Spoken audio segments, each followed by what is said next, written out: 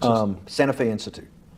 Why, when you're at the top of your game on Wall Street, do you decide to finance, which was at the time, or endow, or become the donor or sponsor, however you want to say it, for what was considered the most cutting edge group of mathematicians in the world? Action. So Santa Fe Institute in the late 80s, early 90s, I was interested, I was on the board of Rockefeller. So that starts, Rockefeller University, formed by John D. Rockefeller to sort of give back to the community. It's east side of Manhattan, except it was old. It was sort of old-fashioned. They were talking about medicine, and medicine by itself was, again, subject to the ideas of science. They were trying to use science to find cures for disease. And I said, no, we need to do something different. We need to start interdisciplinary work. How did a schmuck like you get on the board of Rockefeller? What year was that? I don't remember. I think 89 and 91. So that's one of the most prestigious research places in the world, correct? Yes. Okay, how did a guy like you get on the board of a blue blood, internationally known, hard research, Nobel Prize winners all over the place? How did they pick a guy like you, a trader from, or basically some guy from Bear Stearns?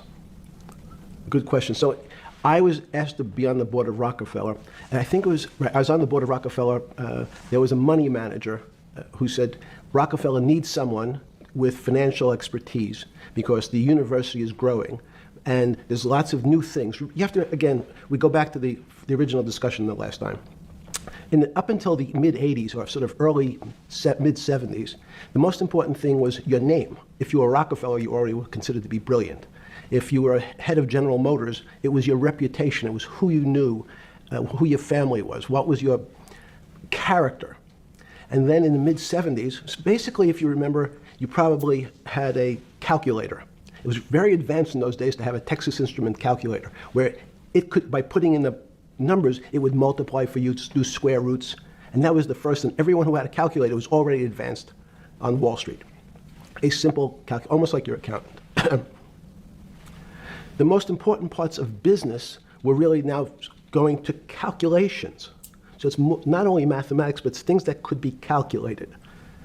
Reputation couldn't be calculated. I could give you, are you a 10 on a reputation scale, an 8? What does it mean to have a measurement of your reputation? We'll get to that later.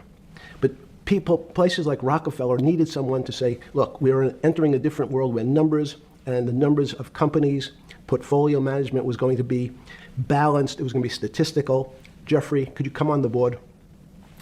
Potentially sit on the finance committee, Nancy Kissinger and a bunch of other people. And David Rockefeller and I got along very well. He was an unbelievable human being. Respectful to everyone. He introduced his driver as his colleague, not his driver. He would never say, this is my driver. He said, it's my colleague. And David started to explain to me world politics.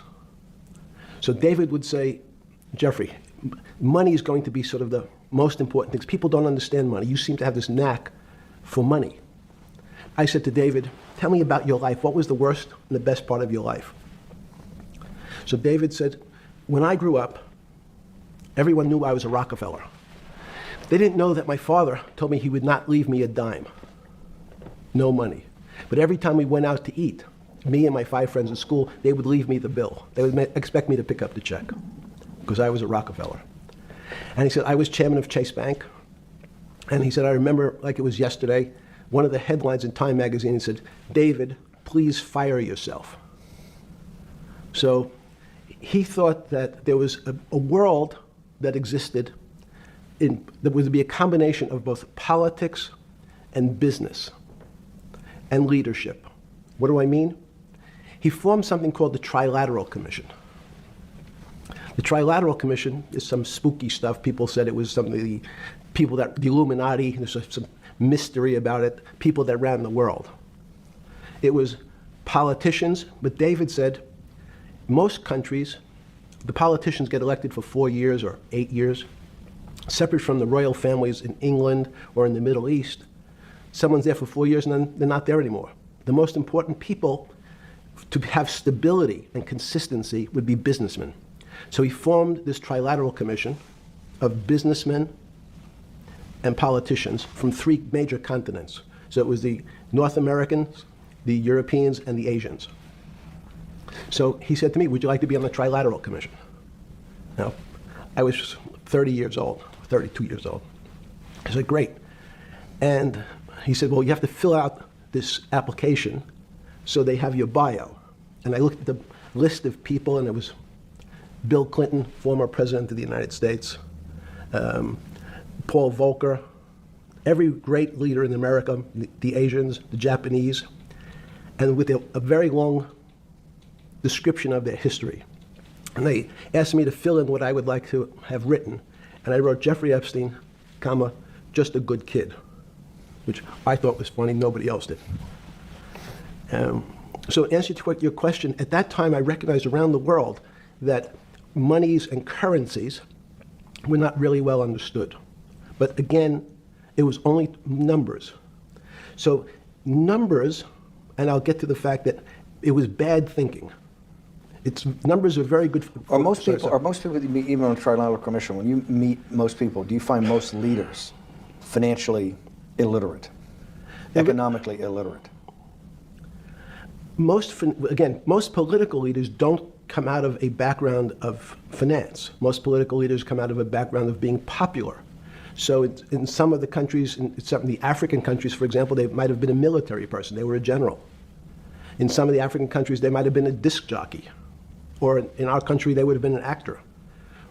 The knowledge of money they don't have expertise, they have no degrees in finance. They really, and this is one of the major problems, their expertise, if they have any financial knowledge, is of their own checking account or bank account and filling in their own taxes.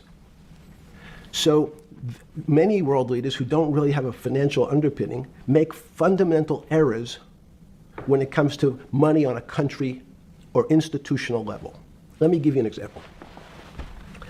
If you, Mr. Bannon, if I said your assets increased last year, you'd say, that sounds pretty good. And I said, what does that mean to you? You'd say, well, I have more money. I guess I'm wealthier. I'd say, yes. And if your debt increased, would you feel wealthier or poorer? You'd say, well, I don't want to have increased debt. I don't like the idea of that sound, increased debt. Now, that and world leaders understand when their assets go up, they feel better. However, institutions like banks, things that people don't really understand are financial underpinnings of banks. When I say your bank, Mr. Bannon, you have the Bannon Bank, you doubled your assets. Sounds good, but what does it really mean? It means people owe you more money. You don't have any more money. What? Yeah. A bank's assets are how much it is owed by other people. That's crazy. So if the bank goes from $2 billion of assets to $10 billion, it means people owe it an additional $8 billion, but their assets have gone up. So the terminology of assets and liabilities is different for banks. It's not natural. And what most people, and you ask questions about world leaders, there's many people, I think your old boss Mercer understood, there's a fundamental part of money which is called fractionalized banking. And fractionalized banking is something that finance people understand, and the people on the street, and when I say people on the street, that's where I was when I started on Wall Street, would find it impossible to believe. It's a scam. Impossible. That's what it is. Why? Bannon Bank, I give you $1, just one single dollar. In our system of banking, I would say, okay, Steve, I gave you $1. How much could you lend out to your friends? And your natural reaction would be probably something less than $1 because I want to keep something in my pocket. The way our system works is if you as a bank are holding my dollar, you can lend out an additional $8 or $9. However much you want. No, it's impossible. I only have $1, Jeffrey. We have something called fractionalized reserves, which is if you have $1, you can lend out $9. A scam. That's the way our system works. And so not only do world leaders not understand banking, but the man on the street, my father who worked in the park department, it would be beyond his imagination that people could lend out more money than they actually had in their They pocket. don't have. Next question. Wait, how did this, in understanding that, when you get on something like the Trilateral Commission, you're on the board at Rockefeller, which is the most advanced research. You get brought into the Trilateral, which is the elite of the elite. How, since you're only at that time 30-something years old. 8 years from teaching at Dalton, right? You're a Dalton No, at 10 20 years. 10 years right. teaching at Dalton. Yes. Walk us through, I mean, put us in the room. Walk me through exactly what it felt like. What it felt like being on the board at Rockefeller. You got these Nobel laureates, and you're sitting there making decisions, and you start to meet these people at Rockefeller. Now you start to meet these people at the Trilateral Commission. What did it feel like? It's a great question. So what did it feel That's like? what I'm in the business of asking. But what did it feel like meeting some of these people like Kissinger or Rockefeller? And those were two extraordinary people. But in general, I think the question, the people on Wall Street, I tell the story, the first day, one of the first days when I was in Wall Street, someone said to me, would you like to buy ATV? And I was looking in the brochure and I couldn't figure out what stock had a symbol of ATV. And when I finally said, well, I can't find it. And they said, what's the matter with you? Do you want to buy ATV? Which is, he was selling hot televisions, stolen televisions from the floor of the American Stock Exchange, referred to in common parlance as the televisions fell off the truck. So I knew what that phrase meant from Coney Island. But what I found was most people, be it in business, in normal life, or in the world leaders, don't really understand money. It is something they think about. They have a sense of what it is. They certainly want more of it. But they also make statements like, we want more money, but we don't want more debt, which just shows a misunderstanding of what money at its core really is. So most people don't, they want to make it, they want to save it, but to understand it intimately is not a normal characteristic. At the first Trilateral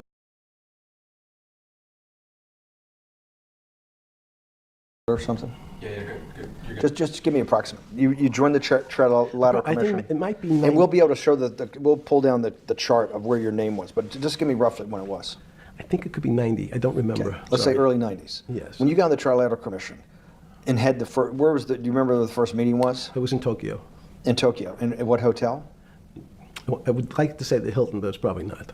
And it's a 3-day, 4-day? Give me some Three-day event, and it walk was me through the whole thing. speeches. It starts with a dinner. Just walk me through it. It was boring.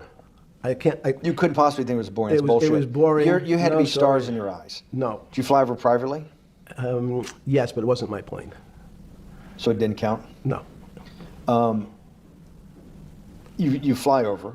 Yes. And it was who were the first, like when you first met those leaders, you had to be wowed. No. You're 10 years out of Coney Island. No, I'm not wowed by people of position. I'm wowed by people of great ideas. And I don't care if it's the bus driver. I don't care if it's the student I had who has teeth coming out in Well, every these guys direction. have to have great ideas. They're the leaders of the 3 great continents of the world: North America, Europe, and Japan. No, many of these world leaders become world leaders because they're popular and they were able to get votes, or they were able to convince people to vote for them. I learned later. Many of them were just good at what they did in terms of politics. Remember, world leaders are politicians in general. They're not scientists, they're not intellectuals, they're not great thinkers, they're great politicians. At the first Trilateral Commission meeting that you remember in Tokyo, sometime in the early 90s, do you remember what were the big issues of the day that they were talking about, and what did you think about it?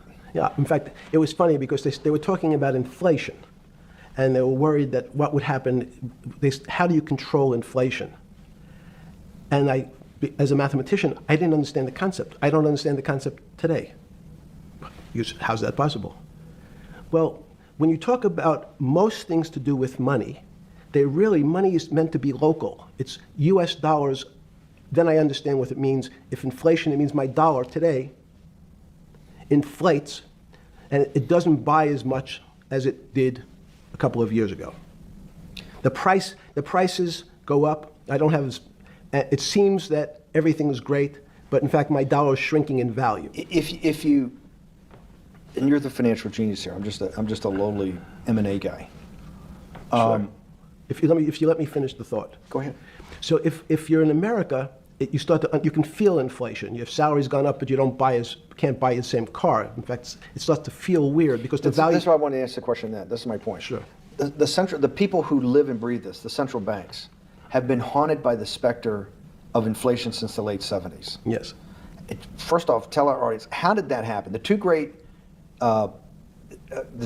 financial events in the 20th century, I'm not going to get to the 21st, were the great inflation in Europe after World War I, the Great Depression, the hyperinflation in Germany that led to the rise of Hitler, and then this inflation in the mid-70s. Before you go to explain inflation, why is the specter of inflation always the central thing in central bankers' minds? Because it goes back to the first concept I said, the weird concept of fractionalized reserves. The system is not well understood. And most systems, in fact, are not well understood. We don't know how our digestive system. Stop. This is impossible. This is impossible. The world banking system, the world currency system, the world monetary system has to be so well understood by the Greenspans of the world and the Bernankes of the world and you, right? The currency traders, the guys making billion-dollar bets every day. The legendary guy on Wall Street in the late 90s, Salomon Brothers. Lou Ranieri? No, the guy that wrote the money. Michael Lewis? Liar's Poker? Yeah, Liar's Poker. Who's that about? That great trader. Lou Ranieri. No, it wasn't the guy that ran the desk. That eventually ran the hedge fund that went long-term capital. Yes, I don't remember. Who's the guy? I want to say, I don't remember. I'm sorry. Lou Ranieri is big, but those guys have to understand the system perfectly. No, they don't understand the system. They understand the local part of the system. So, for example, why is not only inflation, most bankers are terrified if the public understood that the bank really doesn't have their money at any one time. It's one of the things during the Depression, there were runs on the bank. The reason the banks don't keep much money in the actual bank is they assume that not everyone's going to want their money on the same day. So it's not really the fear of inflation. The fear is a run on the bank. Everybody wants to take out something that doesn't really exist. Inflation is tied to interest rates. It's a more complicated example. But when your money doesn't buy the same amount of product this year than it did last year, if it buys less and less, like it happened, you used the term hyperinflation. There's certain countries that are not managed well, like in Africa at the current, a $100 billion bill in Zimbabwe is worth 1 American cent. That's the perfect example of hyperinflation. It goes up, it doubles every day. So people are afraid that their value in the system starts to break down. But so if I said to you, does your doctor understand your body system? You'd say, well, I hope so, because I want him to keep me healthy. But you could have a kidney infection, you could have a heart attack, you could have a broken knee. There's lots of pieces of this system. And in fact, when you ask the question, very few doctors understand your entire body. There's a specialist for your knee, there's a specialist for your polynoidal cyst, there's a specialist for your head, and now we have specialists in different areas. So and I'm going to get to your first question about Santa Fe Institute. The world economy and your body are both comprised of little systems interacting with each other and making one big system. This is what's stunning for all the little guys out there, the populist movement, the little guys that haven't had a pay raise in 30 years. They think that these elites, have everything. The guys in the room making the decisions, the party at Davos guys. You're sitting there, and you don't think many people today really understand the complexity and really all the moving pieces and how they interconnect to the world's financial system. No, not only don't they understand the complexity, and that goes back to Santa Fe Institute was an attempt of trying to see if there was a way to mathematize, formularize, or algorithmically understand what the term complexity means. That goes back to the original question. Complex systems are complex by definition. But there's not necessarily, it's not one level of complexity. As we might say, well, our fingers are complex, the movements, the muscles of our hands, but it's not as complex as the blood system. Now I have a circulatory system. I have systems on top of systems, so that there's no one group of or person that really understands the way the body works. There's no one group that understands the way the financial systems work. You might understand U.S. bond market. Now, you've asked about the trade of long-term capital. That was a bond fund, very small part of this very complex system. So the goal of the Santa Fe Institute was to see, is there a way to get in, somehow understand how complex systems interact? Fast forward, Steve, to today, where Google and these other engine companies, the other tech companies, are trying to build artificial intelligence. The strangest thing that they've found, one of the strangest things, is that the systems that they design, this artificial intelligence, which a lot of people have heard about, is they design a bunch of systems. They're called neural nets. The term simply taken out of brain work, neurons in the brain. Nets because they actually look like a net. They put in some inputs. The computers work, spit out an answer. Sounds normal to you. It's because you're thinking about that calculator you had in 1976 on your desk. When you ask the person who designed the system, how did it come to that answer? How did your neural net, can you show me the calculations? They say, no, we don't know. We don't know how the thing we designed actually came up with that answer. That's pretty strange. They take the same neural net now, and they put it in front of a video game. No learning, nothing. They said, to the computer, they say, sit in front of your video game and learn how to play. It seems the computer learns better than any human in history, faster than any human in history, beats any human in history, but when you ask the designer how did it do it, no one knows. It just did it. So that's the first little touch of things that we already have gotten to a place where we don't understand it, and we built it. On Sunday afternoon, September 14th, 2008, where were you? Sorry? It was the night they put Lehman Brothers in bankruptcy in London. I was in jail. Seriously? Yes. So the financial crisis of 2008 happened when you were in jail? Yes. Oh, this is going to be so amazing. This is going to be so amazing. I take it you didn't have your Wall Street Journal dropped off to you in the morning, your Financial Times. No. How did you hear about how did you hear about, because I want I forgot about this, but yes. I'm trying to get, this is going to be amazing. This is, let's go back and do that again. Sunday afternoon, because I want to find out about people, the geniuses understanding the complexity of the financial system. Because I think the best example we have is the financial crisis, the crash of 2008. Sunday afternoon, September 14th, I think it was, 2008, is when they were working feverishly in Midtown Manhattan at the Lehman Brothers offices and at various law firms around town, and with the Secretary of Treasury in the Federal Reserve, what they're going to do with Lehman. They decided they weren't going to save it. And so they prepared to put it into bankruptcy at the open of the market in London the next day. How did you hear about what was going to happen to Lehman Brothers, and what did you immediately think when you heard they was going to be put into bankruptcy? I'm glad you asked that question. I was in solitary confinement September 14th. And again, some of the public stories about the wonderful time I had in jail and my work release, which didn't come till months after.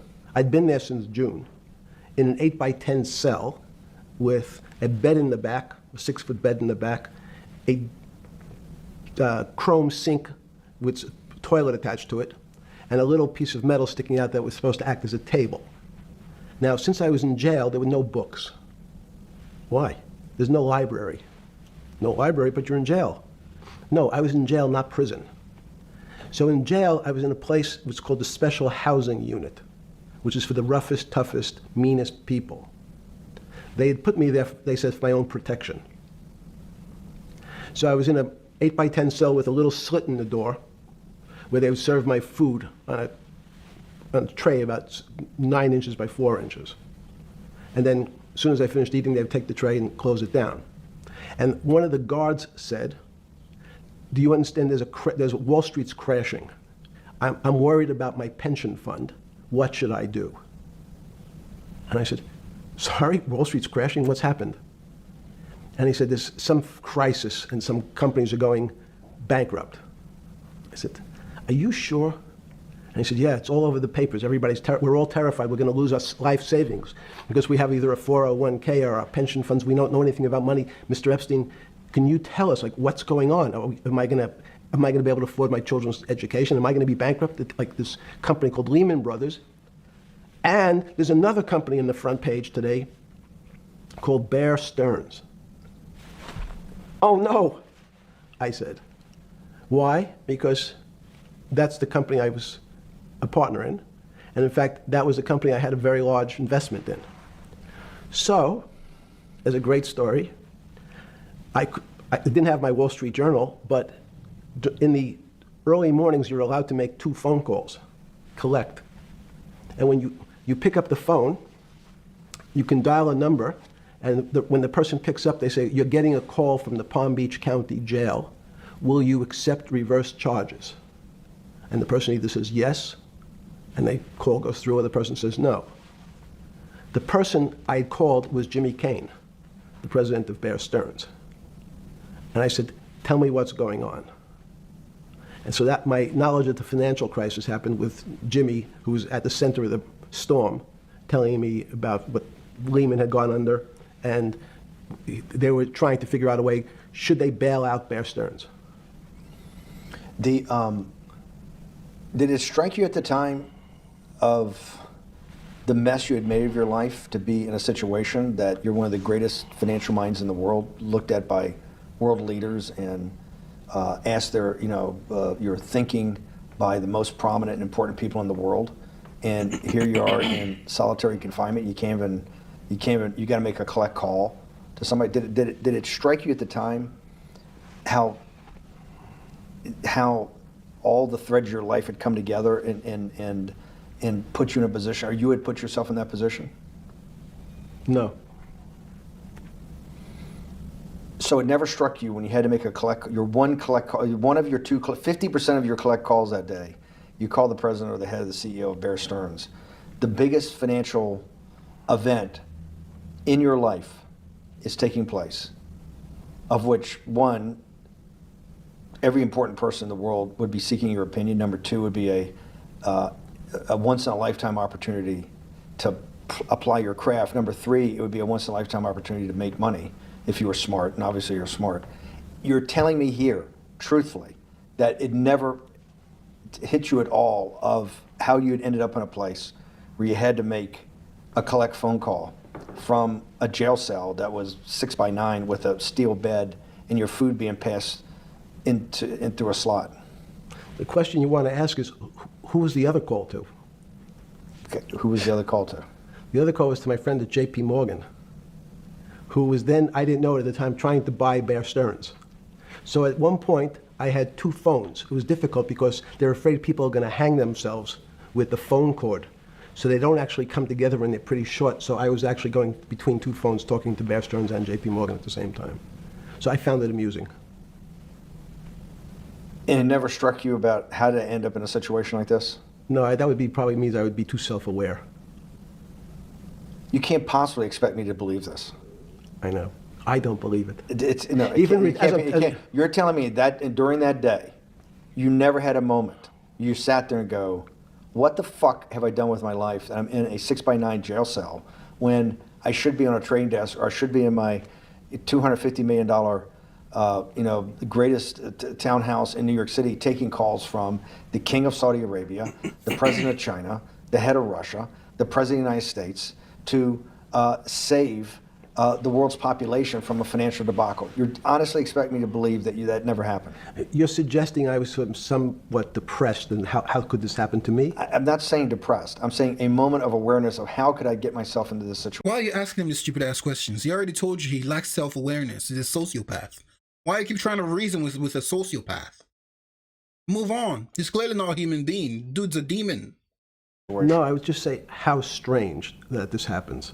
It's strange.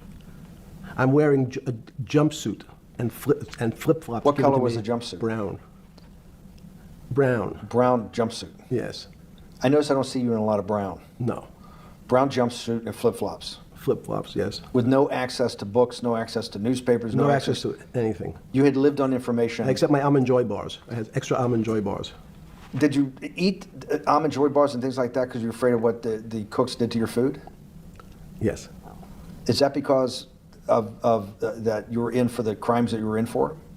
No, it was just in fact, I was. Is it because you're wealthy? Yes. How did you know that? Well, people would constantly come, if I was passing by or have to go for my medical, people would either ask to borrow money or make some other types of comments about. In the beginning. What were the comments? At the beginning, what were the comments? It serves you fucking rich guys right that you're here next to me. There was nothing about your crimes. No. So all this rumor you hear all the time about people in prison that commit the type of crimes you commit, you're saying in your personal thing is not true. No. It was all because you were rich. Yes. And it was all because they wanted to borrow money. Or get advice. Yes. Where they get advice to go long. Yes. You're telling me is this time to buy? You're telling me in solitary confinement they were interested in going long. Yeah. They wanted to know what. What does that say stocks. about human nature? Well, what I think that people find, one of the reasons they wanted to keep me in solitary confinement was they were afraid that everybody would want to know which stocks to buy. But what happened was, after this crisis, now it's on the front page of every newspaper. I don't want to lose this day. Sorry. When you first heard that, was it Bear Stearns had been kicked into bankruptcy, 6 months before? No, this is the same time. This is part of the same deal. I thought, no. Bear Stearns, they saved Bear Stearns and didn't save Lehman Brothers. That's right. it. 6 months before they had bailed out Bear Stearns. But Bear Stearns was still a zombie. A shell of its former self. A former self. But they had, quote unquote, saved it. Why did they make the decision in your mind? Why did Hank Paulson and Bernanke, what's this concept of moral hazard? Explain to the audience what moral hazard is, and why did they save Bear Stearns 6 months before, and why did the smartest guys in the room decide not to save Lehman Brothers? It's a good question. The real issue is I'd have to go back, when you have these systems, to the way your doctor responds to any type of emergency in your body. If they might decide to save your kidneys and let your gallbladder go because the gallbladder is less important to your overall system. If at that time, even it's not that long ago, the boogeyman was when said, well, what really happened? Jeffrey, what really happened? What is this financial crisis? And some of the progressives and the right wing blame it on the banks. It was the banks' fault. And it's the fault of this very esoteric, unknown concept of derivatives.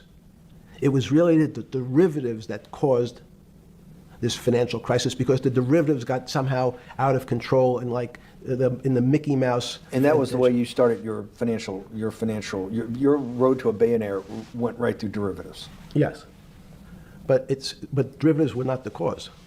The derivatives were not the cause at all.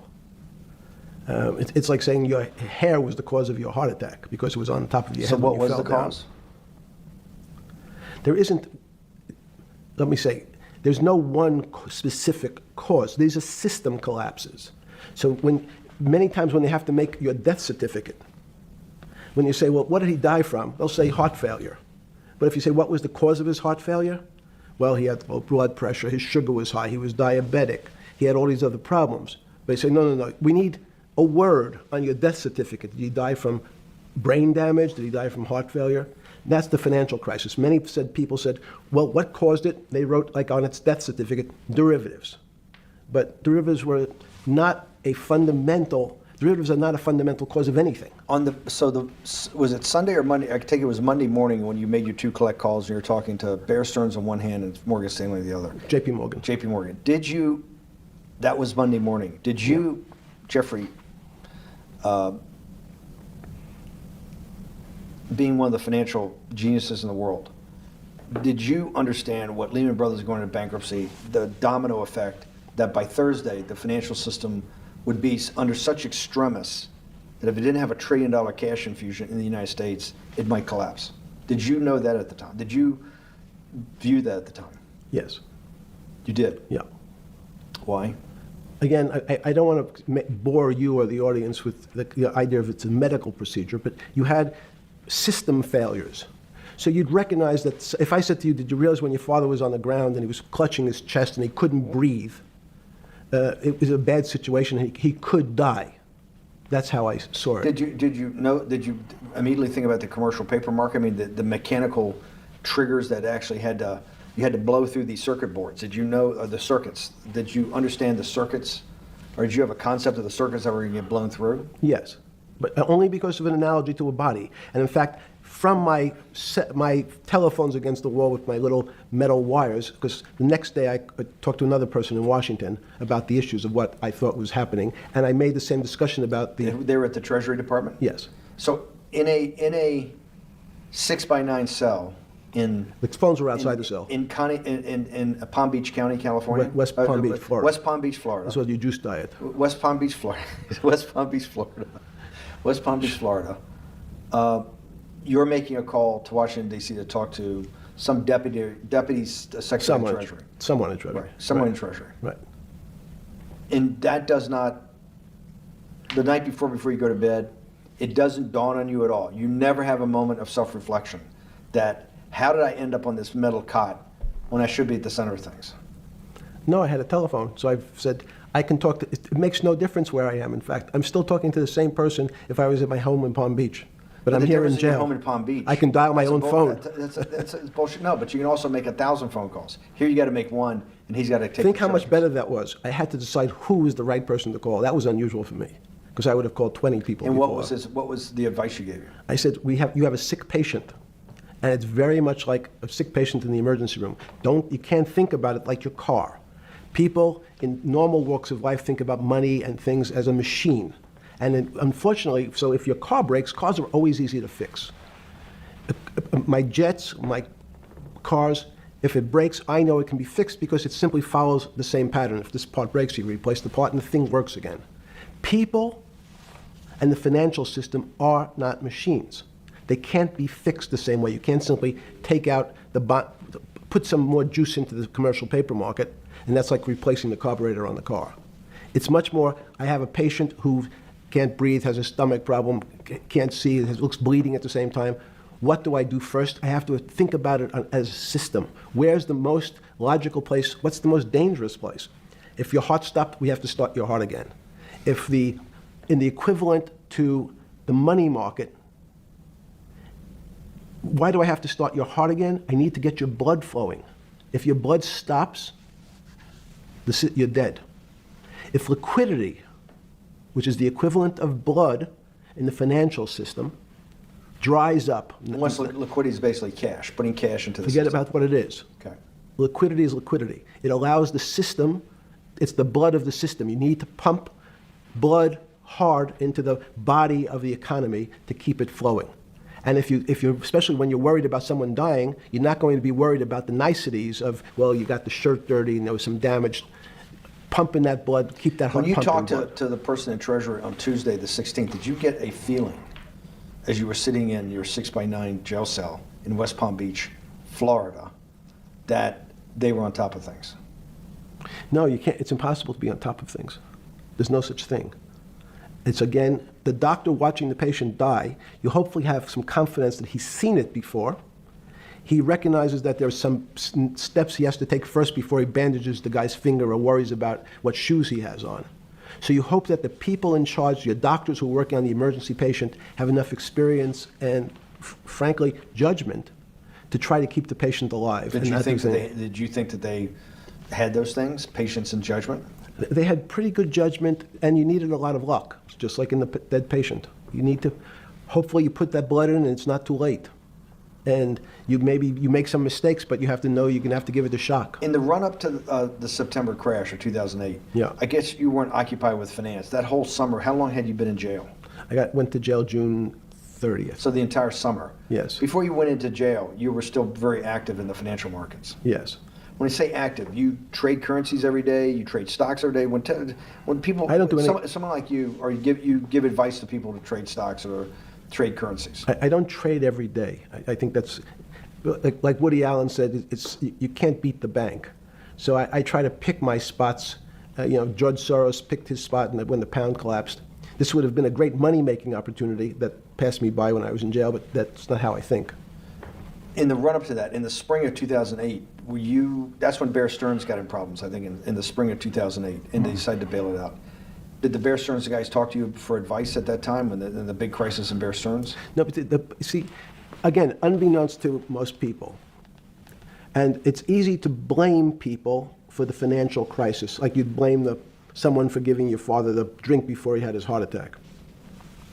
But what really happened, the real enemy of the finance system was Bill Clinton. And if you ask me what and who caused the financial crisis, I would tell you it was Bill Clinton. Because of what Bob Rubin and he did to deregulate the financial system? No. Because as of the last time we had our 60-minute interview, you talked to me about home ownership. And you asked me whether everyone should own a home. And I told you, no, it's too risky.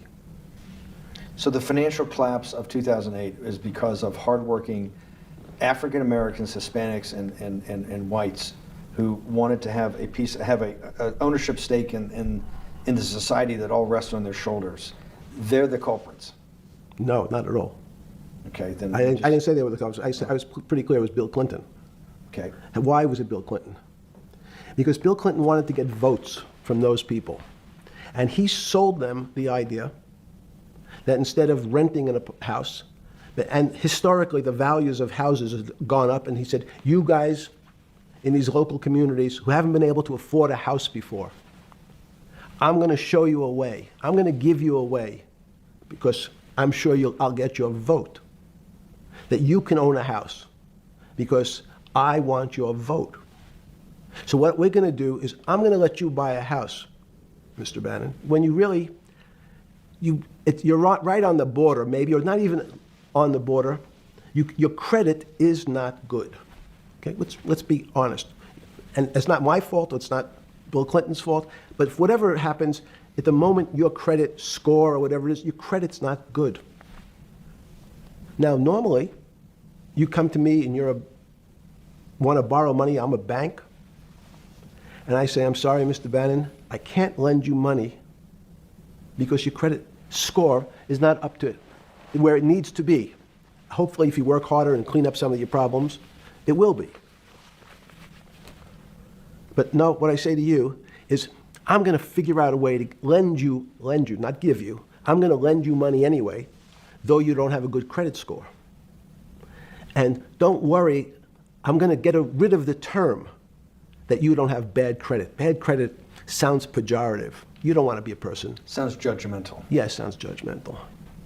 So what we're going to do is we're going to call your credit situation subprime. Oh, nobody knows what that means. Subprime. That means prime is good credit. Subprime is not good credit, less than good credit. So we'll call it something that people really won't follow. And we'll tell you what, we're going to have people lend you money, though you are a subprime borrower, and I will figure out some government agencies to guarantee your loan, though I don't think you're a good risk. So the banks say, no, no, no, we don't want, initially, the bank said, sorry, this is too risky, Mr. President, for us. We're in the business of managing risk. It's not our money. It's the hard-working people's money sitting in our bank. We can't lend to people whose credit is not prime. You're asking us to lend to people who are subprime. And he says, here's the key, if you don't, Mr. Bannon, I'm going to make sure the Justice Department charges you with discriminatory lending because you refuse to lend to my subprimers. In business terms, you should never lend to. But what we'll do is I'm going to form an agency called Fannie Mae and Ginnie Mae, just another agency names. They'll guarantee your loan. So don't worry. Don't worry. You don't have to pay it back anymore. Even though and maybe you don't even have to work as hard anymore. That's probably a harsh statement, but these players, these two big firms, Fannie Mae, will guarantee the fact that that bank will receive its money. Now, the bank says, wow, best deal in history. I refused to lend to Mr. Bannon, but now he has the big brother, his Uncle Sam. He went to his Uncle Sam, and Uncle Sam says, I'm guaranteeing it. The bank says, I want everybody. Give me as many people as you can give me. Because Uncle Sam is the best credit in the world. Not only that, it's the United States government. We'll take it all. We'll take as much subprime as we can handle, because it's the best investment for the moment. It's a strange investment because it has politics that has inserted its way into the numbers. Politics doesn't belong in the markets. But now we're going to have, I want the votes. We'll make guarantees that you who can't get a house normally will be able to get a house from the bank. The bank says, this is the best deal in history. We will package 100, 300, 1,000 of you subprimers, and we'll sell it off to somebody else. And the whole system becomes mired in subprime mortgages. That's becomes the issue. What do you mean mired? There's just too much supply. It's a supply-demand problem. You get too much supply? No, it's a very good question. What does too much supply mean? Well, then you get to people, go back to your first question to me. Government leaders. Government leaders know if they're good, and they can do mathematics, they can balance their checkbooks. So certain people in Congress said, well, how do you value these subprime mortgages? The banks say, we've been valuing them the same way we've always valued them for the past 20 years. The accounting firms, there's something in this country called GAAP accounting, which is a standard type of accounting. And we account for them the same way we've always accounted for them. If we paid $1,000 for your mortgage last night, when we put it on our books today, we're going to say its value is $1,000. It makes sense. I paid for it. What's its value? It's $1,000. That's what I paid for it last night. No. The Congress people said, that's not really a good answer, you know. That doesn't give us confidence that you know what you're doing. Because what happens if you have to sell it tomorrow morning? Something's happened and you have to sell it. Remember, there's kinds of stress tests. Would you be able to value it at what you paid for it the day before? And Wall Street says, that's not the way you can think about this. This is crazy. We always value things at the cost from the day before. And they changed the accounting method, in essence, to say not what it was worth yesterday, but if I have to sell, what would it be worth? That's impossible. So what happens is every bank now has to value something they bought yesterday at lower than they paid. Never before in 20 years did they have to do this. So something they bought at 1,000, on their books was 1,000, is now 990. That starts to, you asked the question about what did I start to think about. Something's 1,000 and 990, this person now has to value it at 980. When did you first start to get nervous, understanding Bill Clinton in all this? Did you change glasses? Yes. Okay. I changed shirt. I saw the black. Steve Bannon is such a shitty interviewer. Are you dumb? Asking stupid ass questions. Get to the meats and potatoes of what we want to hear. Did you change glasses? This dude right here, man. He's interviewing him like he's his friend. Like they're two friends talking. He's smiling and chuckling with a demon, with a predator. Maybe that's the reason why he feels so free around him. It's one big party and we ain't invited. We don't want to be invited. God forbid. Are you okay with the... Yeah, great. I think we're going to have all kinds of changes. I'm experimenting. Yeah. Okay. When did you get a feeling? Did you ever anticipate, before it happened, something like 2008 could happen? No. How could that be? Because it's the word I can beat it to death, is that it's very much like would I anticipate I'll have a heart attack tomorrow? Unlikely. Was 2008 a heart attack or a stroke? Debilitating? It's a better, it was both. But why was it both? Because in fact, as I said, the blood was getting dried up in the system, and the head, which is sort of the central bank, wasn't working. So to some extent, it was a combination. It was just a crisis. Did you see that building up over time? It's always been lurking in the background. I mean, if you have an older parent, would you say it's possible? Did you anticipate him having a heart attack today? No, you hope things are going to go better and maybe they'll fix it up. The system was getting too complex, and it wasn't based on derivatives, because what people keep forgetting, and as I was just explaining, Wall Street and in many professions, including Wall Street makes it sound complicated. They don't want the little guy to understand what they do, because they make so much money and they don't do very much. So they couch it in words like derivative and stock options and commodity futures and different types of contracts. It's all everyone is capable of understanding it. It is not complicated. But Wall Street, because they make so much money from doing fairly simple things, needs to make it more complicated than it really is. We had a very big recession in the early 90s based upon real estate and Japan basically imploding. Let's again, Okay. you had a recession in the 90s. I don't know what it's based upon. It's always interesting to look back and say, separate from there's certain triggers, like in the 70s there was a... What do you think it was based upon, the 90s downturn? It's clearly there was a huge downturn. No, I know there was a downturn. That's what I know for sure. That's a fact. That's all. Everything else is sort of speculation about why did he have that? I understand that, but there's some speculation that has 0% probability of being true, and there's others that have 90%. In the range, when you look at the range of alternatives of what could have caused it in 90, and what I'm trying to do is get you all the way up to 2008. Look, you're the smartest guy in the room, right?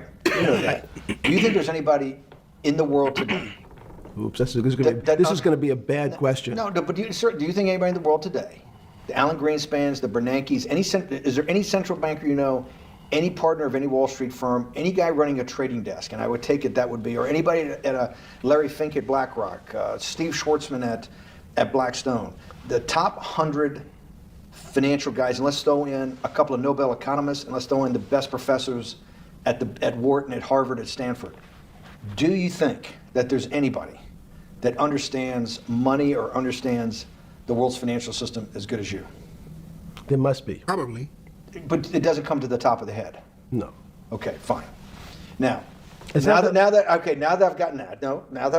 let's go back to 1990. In that arc from the fall of the Berlin Wall to 2008. Good. We started with the implosion in Tokyo of the Japanese economy, Japanese financial markets.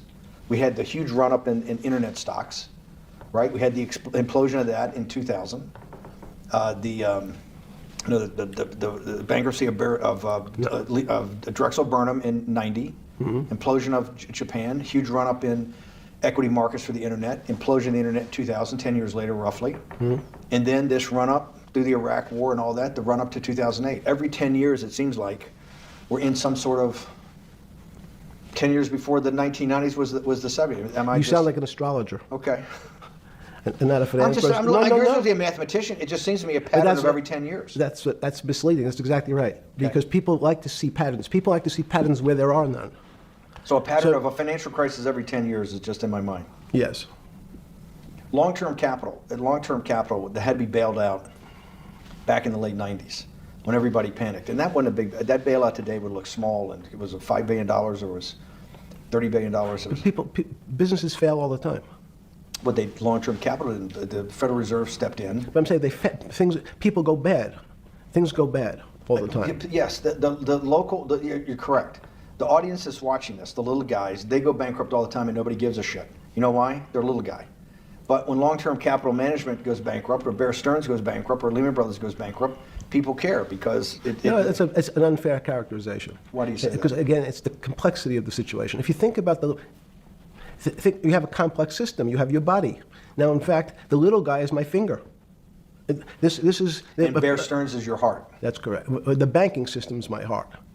The system, I can't risk my because remember, it's not only my. You haven't been able to name. Hang on. You haven't. Hang on. I was trying to hang. I wanted to see if the hang on worked. No, you haven't been able. You're not good enough yet. You're like junior wizard trying to do it. You haven't. Yes. I'll say, since we can't name another guy that's as good as you. Now, there may be a couple out there. You're not bragging. You're humble. It had to be sometime. Please tell me there was some time before you went to jail and basically got cut off from daily information in the summer of 2008 that you started to get very nervous that this complex system, that something was deeply wrong. Okay, first, let's go back. When I say no one understands the system better than I do, it doesn't mean I You always understand. sound like a doctor. You're afraid he's going to get sued for giving a thing. Yes, you're not, no. you're No, not no, taking no. on any liability. There's no contingent liability here for Yeah, your no, answers. no, no. But the word understand is the problem. Okay. I don't understand the system. So I don't understand the financial Will you system. please stop? You cannot sit here and Yeah, tell no, me. no. What we just went through, I'll go through again. The hedge fund managers, the money managers, the central bankers, the commercial bankers, the heads of the investment banks, the heads of all the trading desks, the top economists, and I'll throw in the business school lecturers at Stanford. Of all the top 200, 250, you can't name at the top of your head the guys are at least at your level. You have to understand it somewhat. No. Sorry. We all don't understand it. No one understands it. It's a miracle. It's this It's not a miracle. It's designed that way. that's part of the problem. It's impossible to understand. That word understand simply means if this happens here, that will happen there. It's predictable. Understanding means it's predictable. It's not predictable. That's the problem. It's very, in complex systems, that was the fascination. Is there a way to tease out some level of predictability? So even No, in the fact, spring- you would ask the question, it's a great question, which was it a stroke or a heart attack? Now, most people don't know that before they were going to have a stroke, they had a stroke. They just have a stroke. Do they understand why? In hindsight, you go back and you can make lots of explanations. It might sound good, and if you're talking to the working man, you're using language that he'll never understand. It's complex, so he, just like going to his doctor, he says he has a gastrointestinal problem, or he has diverticulitis, as opposed to saying, you had a stomach ache, you ate bad food. People don't like to say it in normal, everyman terms. The system had a stroke, and we don't know why. But you just, okay, Okay. hardworking people, and there's a great social benefit, would you not agree, with having people having ownership in the system? When you say ownership in the system, it doesn't mean, Let's start over. 'Cause Okay. So flip Sorry. over your phone too, because Yes. I don't want anyone to see Yes. what's on your phone. So maybe flip it down or something. yeah, Yeah, who knows what the fuck comes up with that? that's correct. Which one has sent you? KSA. I can't not believe I've got the magic moment when you're in fucking prison or jail, wherever the fuck it is, It's in crazy. solitary. Now, there's a A magic moment. You see how they're giggling amongst each other? They're friends. They all it's one clique. They all know each other. They all know each other. And everyone is so surprised right now that this whole thing is coming out. We've been trying to tell y'all the whole time. Those of us that have been looking into this right from time since Alex Jones and David Icke's been talking about all this decades back, that they called us conspiracy tinfoil hat crazies. Now y'all are playing catch up. funny part of that we missed, which is said, Go ahead, tell it. the funny part is Yeah. what you asked me. Is there anything funnier than that? No, no. For black humor, it's I don't make any black comments. Sorry. You asked me what I was wearing. That's right, you're too wrapped up in the Me Too movement. Yes.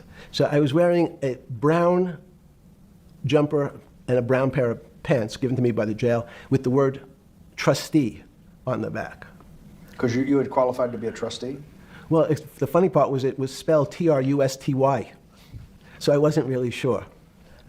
I'd been a trustee in many different operations, but it was the first time it was actually printed on my back and spelled incorrectly.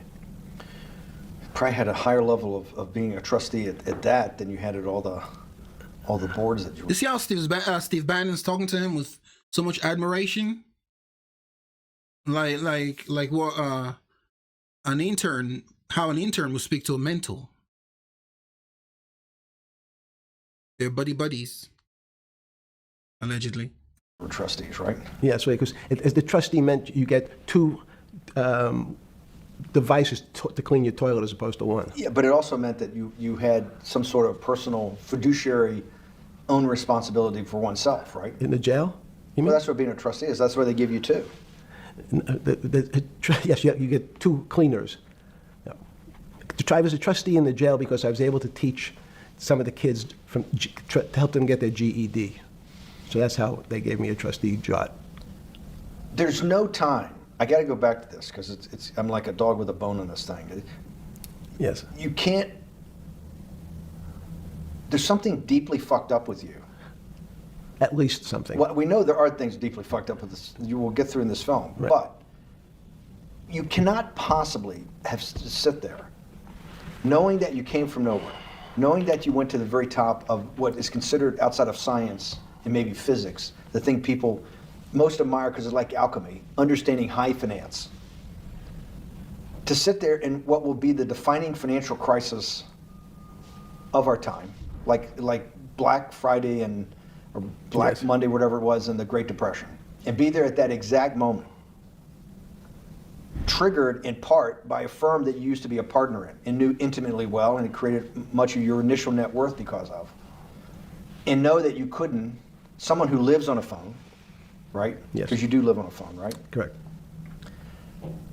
You had to make just 2 collect calls. You cannot tell me sometime during that day you did not have that conversation with yourself of how the fuck did I do this to myself to put myself in West Palm Beach in a 6x9 cell with a metal fucking bed with a brown shirt that said trustee spelled wrong. So did I find it amazing that I was there? That's a Not better- amazing. I don't want to say it was not funny. Oh, I thought it was. I wasn't funny. Right. But Not I- amazing. no, it was incredible. Incredible in what way? This- Incredible like how do I do this to myself? No. It's as incredible as me sitting here in this house. You see how Steve Bannon's trying to humanize this guy? Dude is letting you know in so many words. Dude, I'm telling you I'm trying to tell you how I feel. I do not feel. You're trying to humanize a sociopath. This dude's a demon, man. They're both just 2 sides of the coin. That's how I think about it. That my life today is incredible. Do you consider yourself a stoic? No, I consider myself a hermit. Stoics are not very happy. Being a hermit then, being in that 6x9 cell, being in the cell qua the cell was not the problem, right? Correct. What was the problem? Eating the almond joy bars. Because you couldn't eat the food. No, right. But remember, my life is. Did that ever strike you that I can't eat the food because somebody might have done something to it? I gotta live off an almond joy bar, 1 a day or 2 a day or whatever. How many ever sneak in a day? No sneaking in. Your 1 almond joy bar, it did not hit you at some time? Dude, move away from the almond joy. What's up with this almond joy? Dude's is a serial PDF file. Dreadful human being.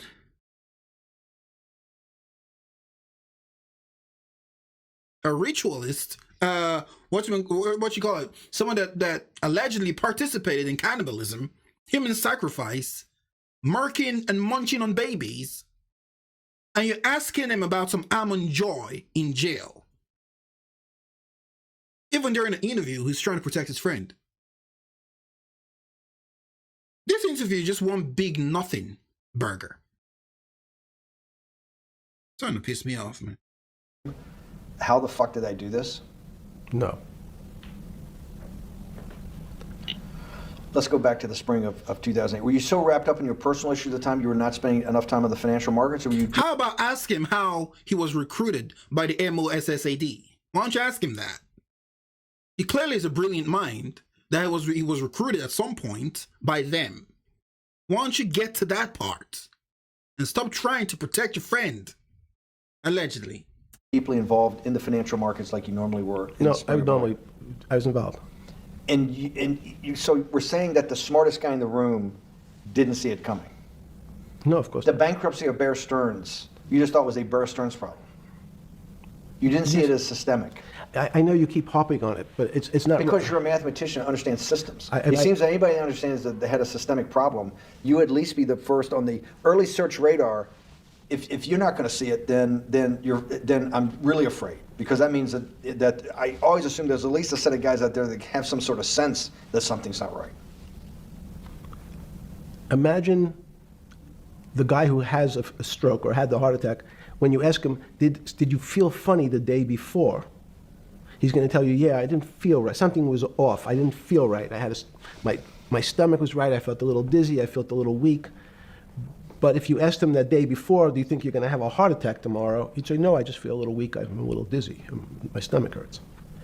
So these systems, and that's the issue of complexity. What complexity says is that, in fact, everything seems to go along, and people have seen it. One of the great examples of complex systems is sand dunes. In fact, the sand keeps building up. People have seen some, and all of a sudden, one more sand drop, and all the sand starts running down the hills. That's the way I see the financial markets. But you funded Santa Fe in the early 90s or late 80s? I believe it was early 90s. I can get back to you. But early 90s, Santa Fe was funded for the study of complexity theory. So let's back up. So why did I buy a ranch in New Mexico in 1993? So that gives you some sense. So I would have funded it in 1990. Los Alamos, which was the high energy lab up in New Mexico, was losing all its scientists. And Los Alamos, it was where Oppenheimer and where a lot of the nuclear weapons program, the bomb. That's where the original Manhattan Project. Manhattan Project Yes. was Yes, sir.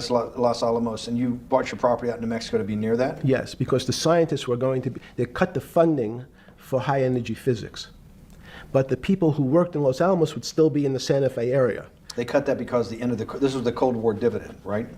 I don't remember exactly why. It was because, again, people thought that physics and high energy physics really wasn't that important. Because that was about nuclear weapons. No, it was because they decided, which may be not right. This was the same time that Murray Gell-Mann came up with the term quark, Q-U-A-R-K. He picked it out of an old poem, the word quark. But it was mysterious. So they were starting to understand in the 90s that in our world of the physics world, there was things that were just unexplainable. They called it strange things. You gave it a name. You gave it some characteristics. You called it had charm, was one of the terms. It had a charm. It had a flavor. It had a color. But no one, Mr. Bannon, understood what it was. Just like the financial system. And you wanted to investigate that? I wanted to see if we could build tools so others smarter than me could help investigate it. And that was the beginning of your concept of the Santa Fe Institute? Yes.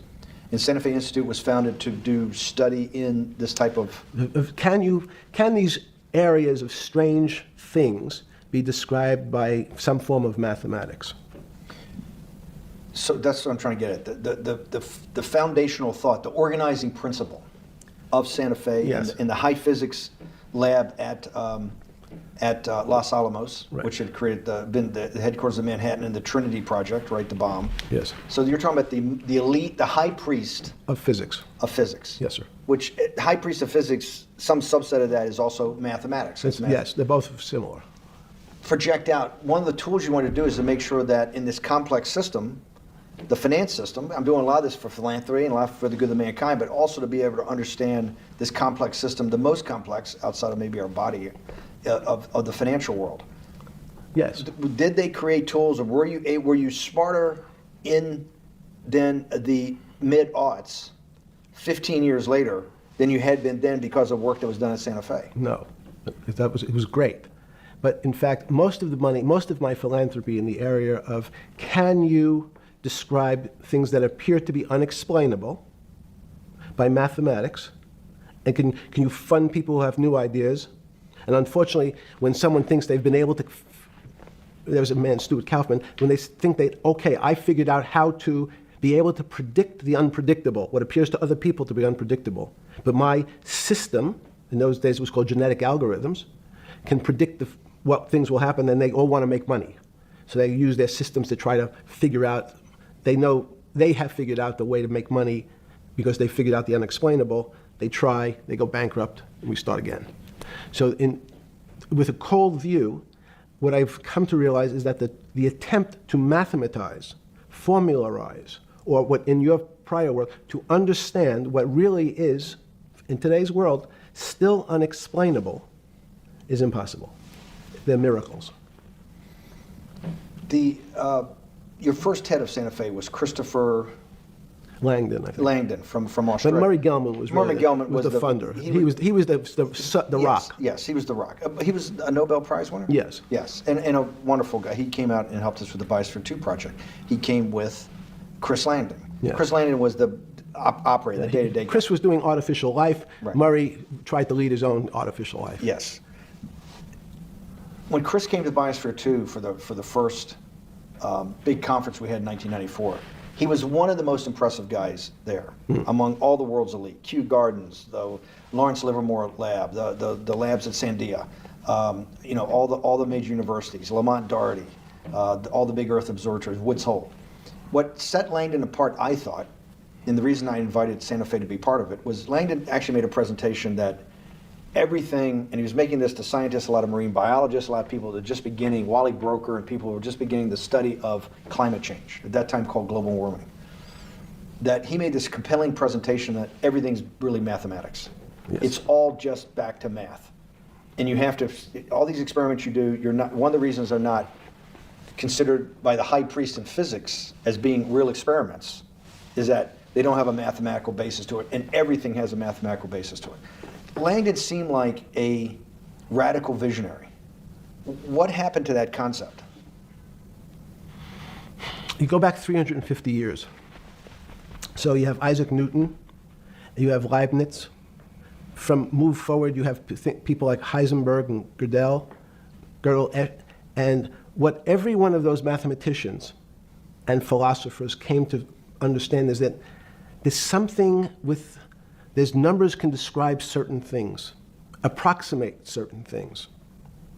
But in fact, trying to put measurements and numbers on other things that are really unexplainable is folly. It's, so 300 years ago, they said that unexplainable realm was God.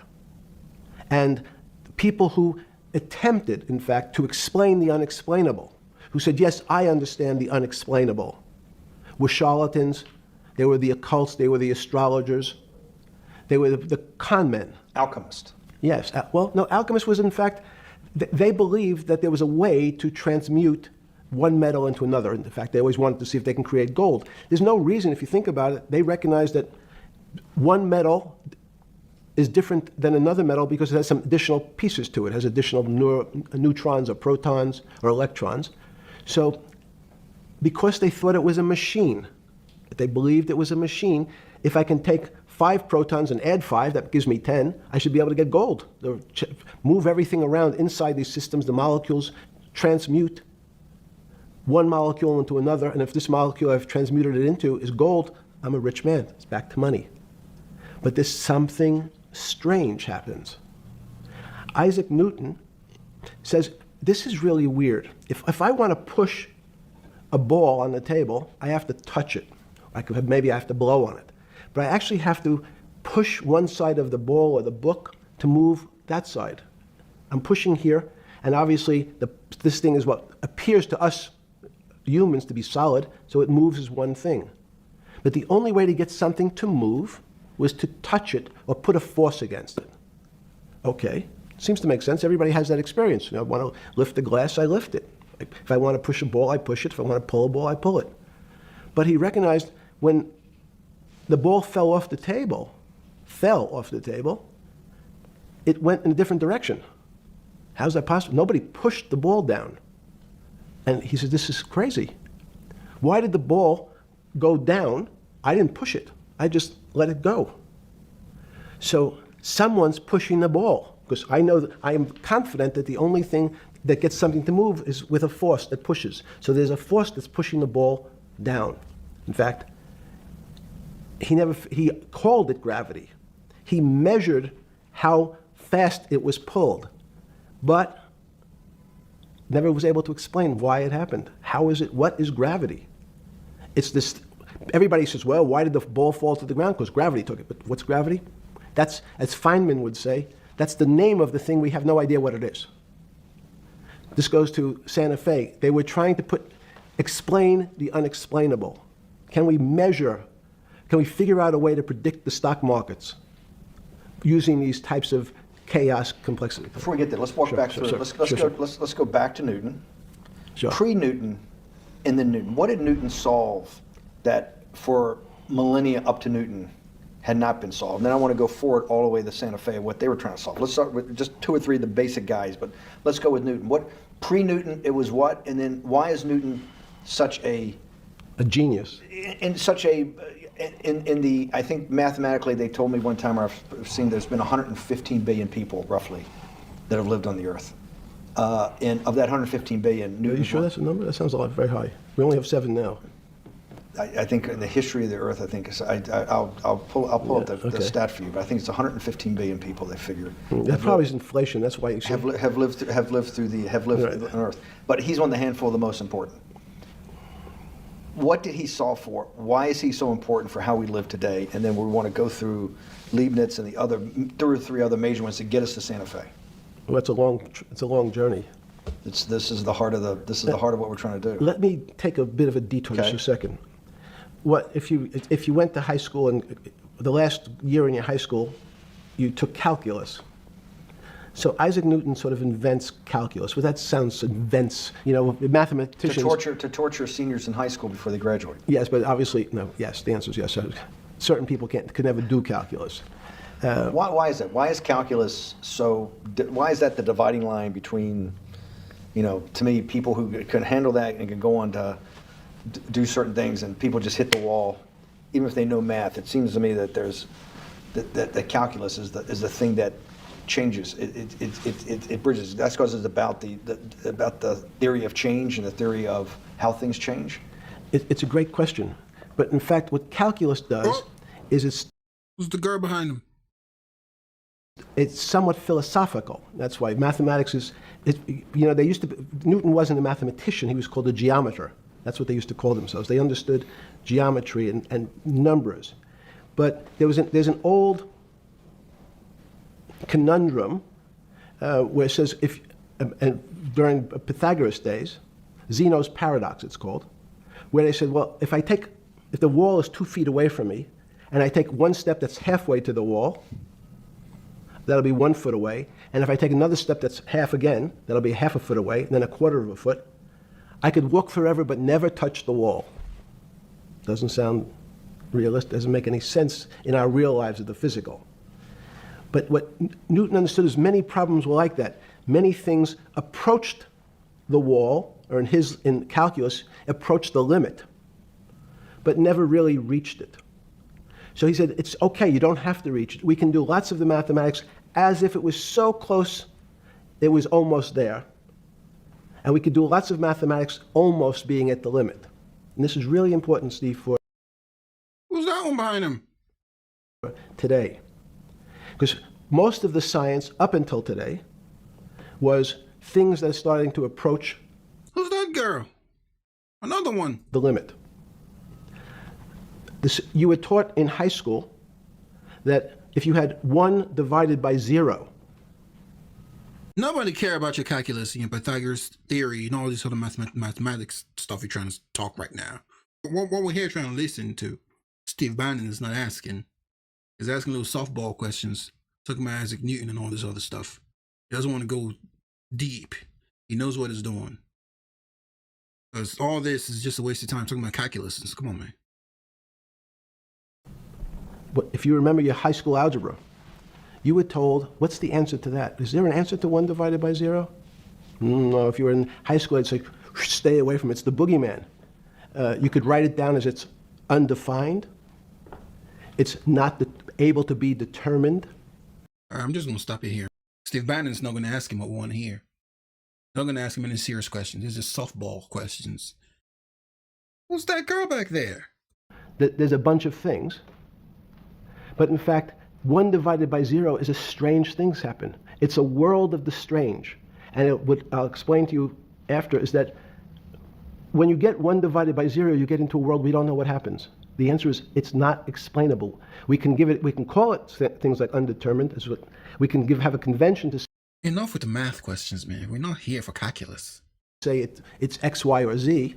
But in real life, we don't know what happens when you are actually at the limit. So Newton thought the same concept is that the limits were God. You got close to God, but you can never be God. He had this sort of religious interpretation. Okay, I want to go back to Newton. Why is Newton such a big dividing line in mankind's history? What is it about Newton? What is it about what he's trying to solve? What did they not know beforehand? And because we live to a degree in a Newtonian universe, although I'm done with this. At this point, I don't know when this interview is done, but at this point, it's already been going around that dude is a massive PDF file, and he's got lots of your quote unquote elites. He's got blackmail on a lot of them. Steve Bannon could have asked him questions relating to that, but he's choosing not to. And we all know why. He's in the files too.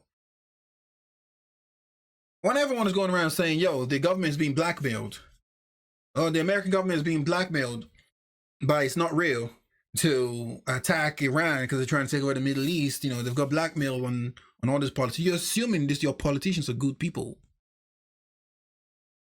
Maybe they're just part of the clique. They don't have to have any blackmail on them. It's just their religion. It's just what they do. When you say your politicians are being blackmailed, or Trump or whatever is being blackmailed, you're giving them the moral pass. Do you understand? You're assuming they are moral human beings by assuming, oh, they have to do this stuff because they have blackmail on them.